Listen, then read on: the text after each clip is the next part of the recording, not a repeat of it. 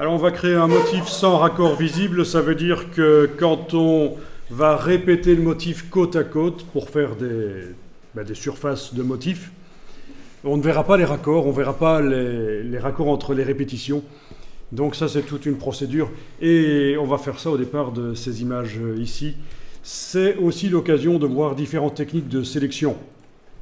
Par exemple, ici ce sera clairement plus simple que de sélectionner ici. Ici aussi ce sera simple. Par contre on a la bière et le thé, on va essayer quand même de faire en sorte que ce soit de la transparence là où c'est transparent. Ah ah. Et il y a des techniques pour ça. Bon, ben commençons par la plus facile, on va ouvrir celle-là. Donc vous l'amenez dans Photoshop. Une fois qu'on l'aura traité, on va l'enregistrer au format PSD.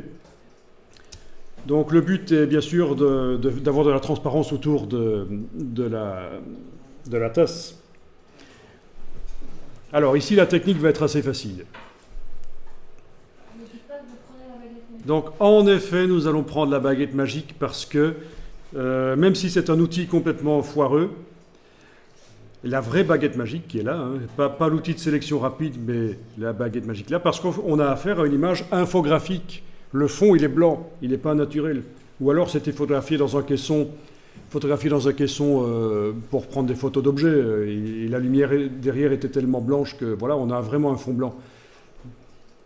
Donc, baguette magique, il ne faut pas dire non à tout. Hein. Moi, je suis d'accord pour utiliser la baguette magique. Alors, on clique sur le fond blanc, ça sélectionne. On va ajouter le trou de la hanse là avec la touche majuscule. Bien sûr, avec la baguette magique, si on avait décoché l'option pixel contigu, on aurait eu d'office tout ce qui est blanc qui se sélectionne. Si vous avez énormément de trous, ça peut servir. L'option pixel contigu, quand elle est décochée, vous cliquez sur un blanc, là, tous les blancs se sélectionnent directement.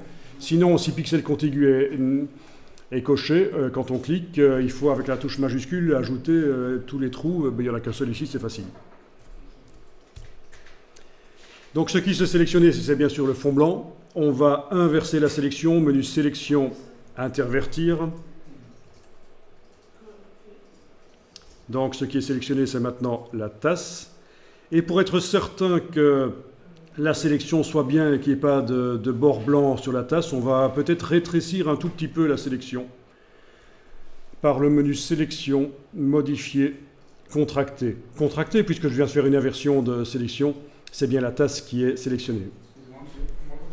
Donc quand tu utilises la baguette magique, ça sélectionne beaucoup trop. Est-ce que la tolérance est à 32 ?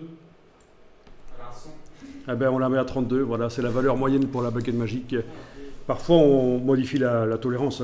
Donc là, ce que tu expérimentes, c'est quelque chose de typique. Quelqu'un d'autre a utilisé précédemment l'ordinateur avec Photoshop et tous les réglages reviennent.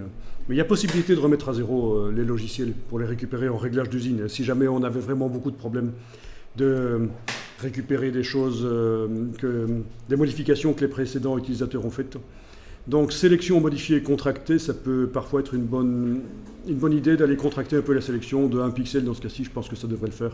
L'image contient très peu de pixels finalement. Voilà, vous voyez, ça a un tout petit peu contracté la sélection. Et là, on est certain qu'il n'y aura pas de bord blanc pur sur le bord de la tasse. Moi, je crois que ça... Donc bien sûr, si vous avez oublié de faire sélection intervertir, le fait de contracter, ça vous donne l'impression que ça a dilaté. Mais en fait, ça a réellement contracté la sélection qui était sur le fond blanc. Donc il ne fallait pas louper l'étape où je disais qu'il fallait intervertir la sélection pour que la tasse soit vraiment sélectionnée. Et si je l'ai pas fait ? Bien. Alors, on peut ajouter un masque de fusion sur le calque, en fait. Hein. En allant dans le menu calque en haut de l'écran, masque de fusion. Et vous demandez « Faire apparaître la sélection ». Donc ce qui est sélectionné, c'est ce qui doit apparaître.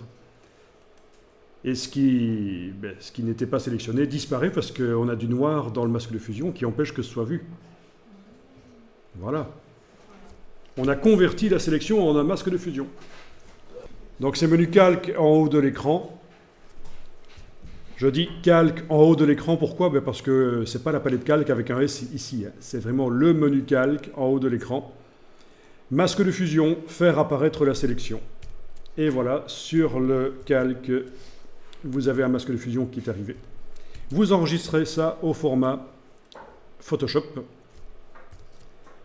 Donc extension PSD, le nom d'image peut rester le même, mais l'extension va changer, c'est du PSD au lieu d'être du JPG. Monsieur, pourquoi j'ai un feu rouge?